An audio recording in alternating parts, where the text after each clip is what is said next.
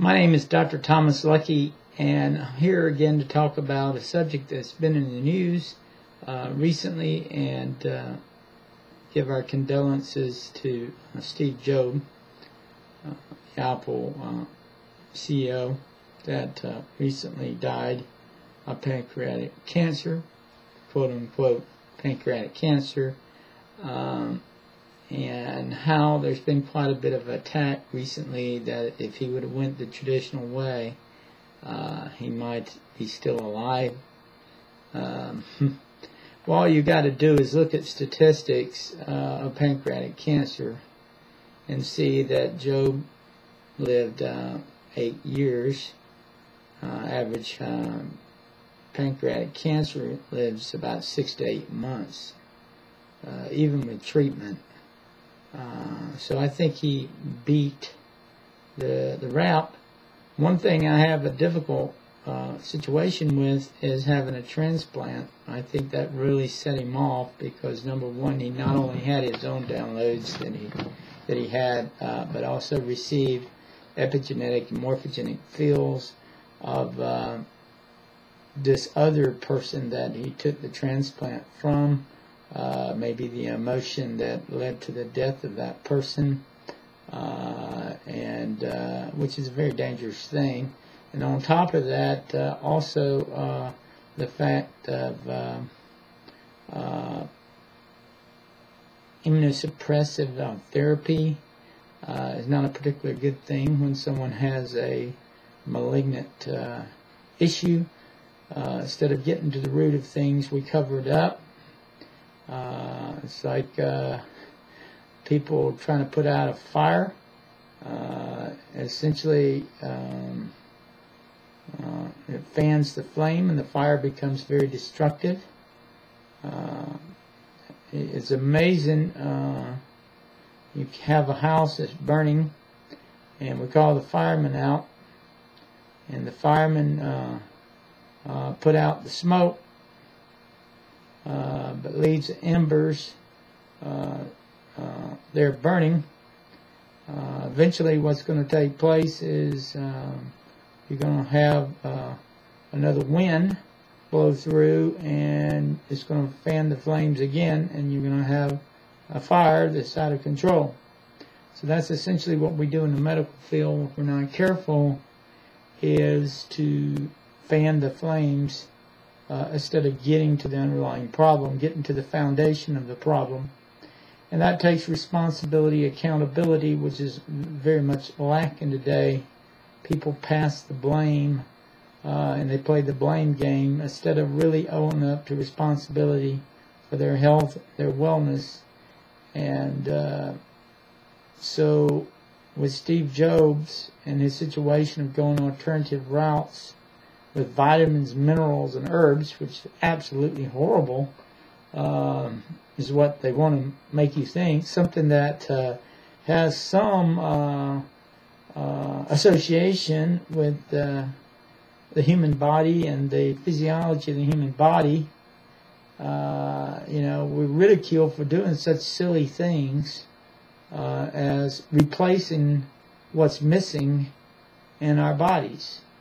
And this is strange, but so the media is saying that he didn't pay attention to science. Well, as far as I'm concerned, what I do is very scientific. It's extremely scientific, and it resonates with the human body. And when you resonate with the human body, then amazing miracles can manifest themselves. My opinion with Steve Jobs is, if the doctors don't have anything to do for them that actually really improves significantly in their life, I would essentially stay away and actually not allow negative suggestions to rule my life. And in fear and anxiety, stress, those type of things that actually only come from the past or the future. If we can get into the present, then amazing miracles can manifest themselves. And that's what the whole book that I wrote about is about, living in a miraculous body that we have And all it's waiting for us is to find the obstacles that hinder it from healing.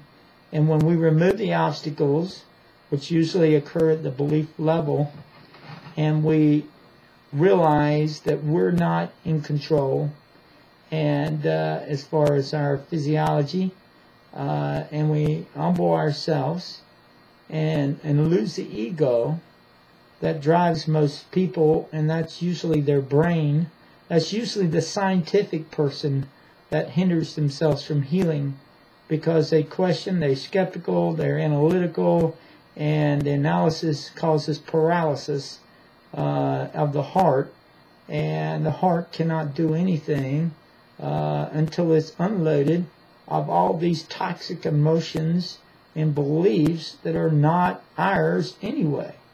So really, you know, people say you ought to be a success, or you know, when you're young, your father tells you you better do it this way or don't do it at all.